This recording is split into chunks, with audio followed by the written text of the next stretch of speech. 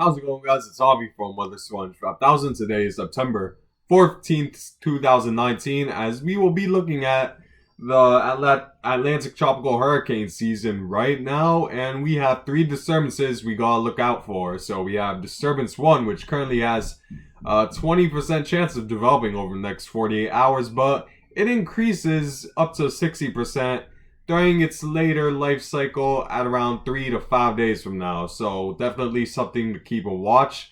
And then we have Tropical Disturbance 2, which currently has still a low percent chance of developing, 30% over the next 5 days, as there's currently an upper level low just south of the Florida Panhandle that's expected to move more towards the west with this ridge that's going to steer it towards the Texas coast. And it does have a chance to develop a warm surface low pressure system as it gets right around the coast of Texas. But currently the chances of that are still low, but still a 30% chance. So something to look out for Texas, especially when we're talking about enhanced rainfall, as that's definitely a possibility whether it becomes a tropical storm or not. But obviously the main one we'll be looking at is Tropical Storm Humberto, which currently developed into a tropical storm as of last night, as its maximum sustained winds are at 50 miles per hour. Its minimum central pressure is down to 1,005 millibars, and it is moving northwest at 7 miles per hour. And looking at it right now, you could see that the convection is a lot more pronounced during this run since last night, and since the past couple of days we see a lot more thunderstorm convection. Let me refresh it because it's been a while since I refreshed it. Maybe something, I don't think much changed, but you could see that the convection is still very strong, especially within the eastern portion of this storm. We see a lot of those colder cloud tops, which represent higher cloud tops, which means that there's more heavy thunderstorm activity with these higher cloud tops, which means that the storm is definitely developing a warm core. It's very tropical, and a lot of, like I said, a lot of convection with it. And the eye is currently just to the east of Grand Bahama Island.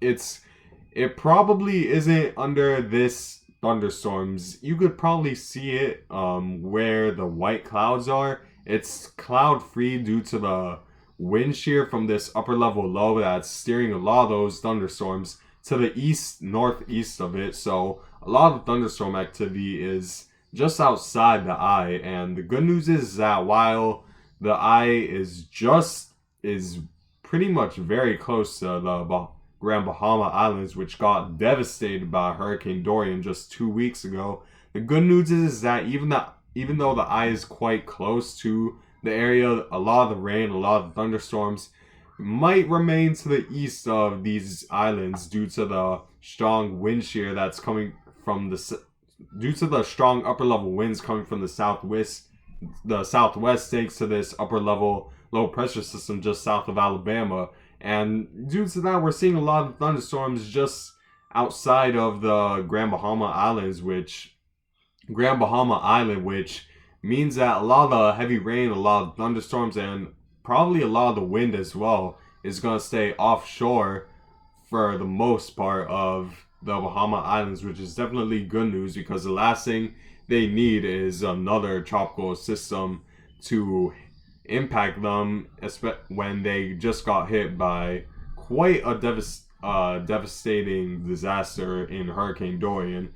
And you could see that even though it's 50 miles per hour, you could see it's still not very organized. The wind shear will continue to hinder it, and if this wind shear continues for as long as it is, it probably won't develop much more than 50 miles per hour. However, that doesn't mean the wind shear will stay there. It's expected to weaken as this upper level low continues to move more west thanks to this ridge that's centered right over the Tennessee area that's expected to steer this off to the west, which means a lot of those southwest winds that the upper level low has been producing, that's been hindering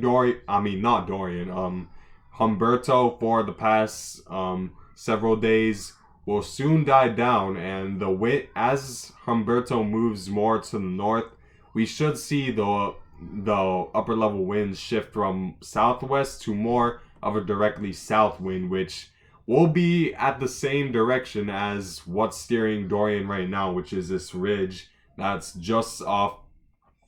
the middle of the Atlantic right now. And as the ridge and as the upper level low position themselves to a point where both of these, both of the trough that's centered just to the south of Louisiana and this ridge over here, once they position themselves to a point where Humberto only experiences a directly south wind, that means that there won't be a lot of change in direction within the middle to upper areas of the atmosphere, which as a result means less wind shear, because wind shear is change in wind direction or change in wind speed within with height. And since this Humberto is expected to move more north and this upper level low is expected to move more west, it should position itself to the point where the change in wind direction will be nearly non-existent, which as a result less wind shear, which probably means more development,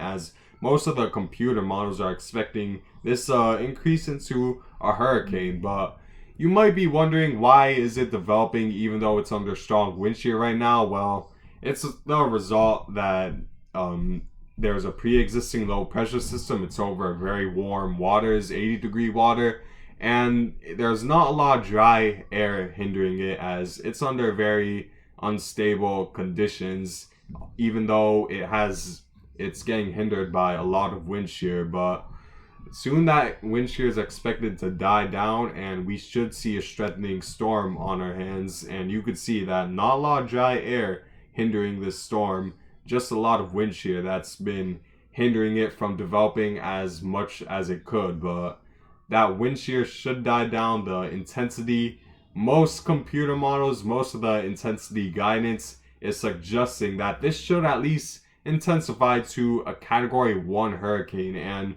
I would say that most of the models do so by within 2 days. It could be early as 24 to 36 hours from now, but most of the guidance is suggesting that within at least 2 days, this should develop into a category 1 hurricane. There are some that strengthen it up to category 2 strength, and the National Hurricane Center is expecting a category 2 strength type hurricane by the time we reach the Wednesday and Thursday time frame.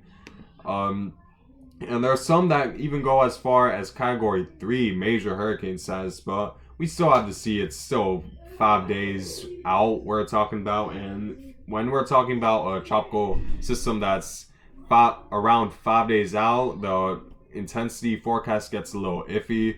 But we could at least say with confidence that this will develop into a category 1 hurricane, and a category 2 hurricane I see as likely, because this wind shear should die down and not a lot of things ahead of it will hinder this from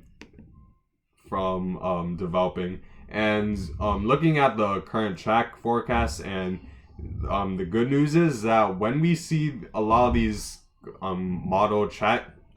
models agree with each other, it usually means that we have higher confidence that it should go within the middle of this, and we do have higher confidence of where exactly this will go. And when we have higher confidence, this means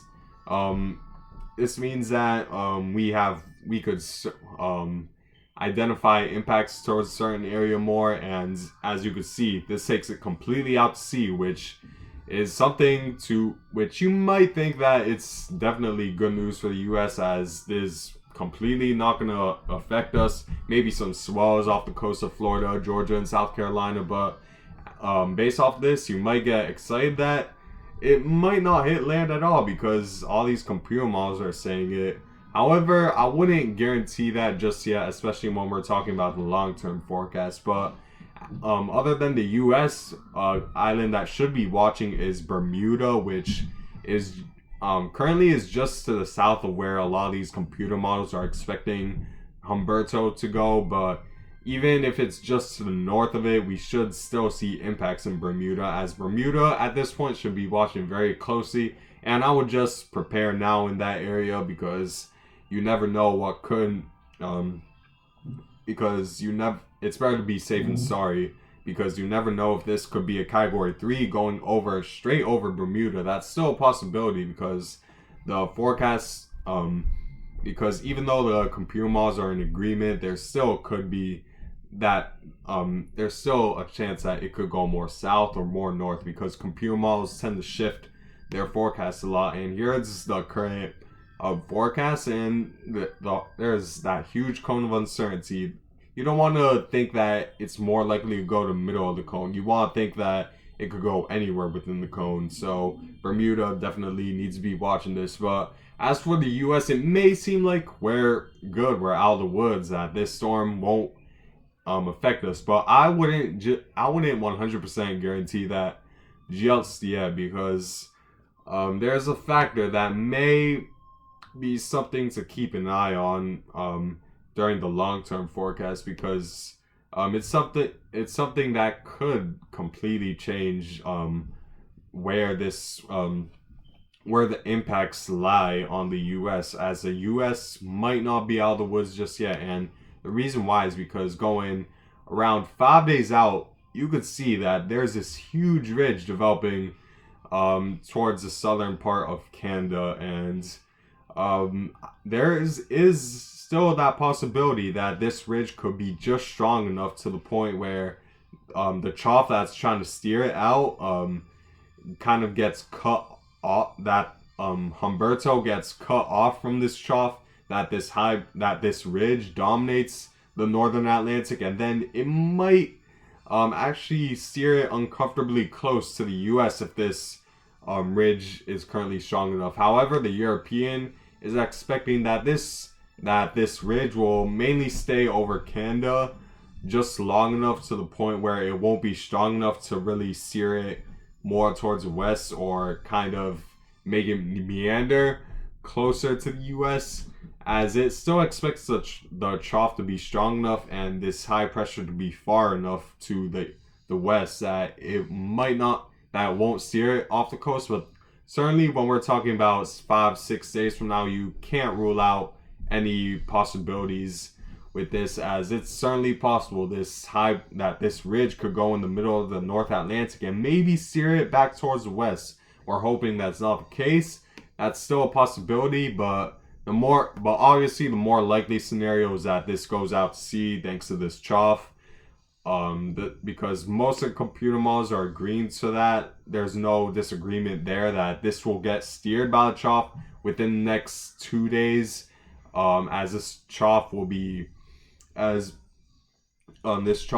close enough and this ridge will be far enough to the point where this trough will dominate this hurricane and will steer it out to sea. But it gets more interesting as we get to later forecasts, because that ridge, there's a huge ridge that starts to develop over southern Canada, and if it gets strong enough and east enough to where it blocks out this trough that's trying to steer it out to the east, then we may see Humberto take a track back towards the west, which may make it uncomfortably close to the U.S. However, that's still far from, I don't want to make you guys start panicking. That's still the more unlikely scenario at this point, because the GFS is also saying this will go back to sea. But just something to keep an eye on over the next couple of days, because this certainly could have a chance to go out to sea. But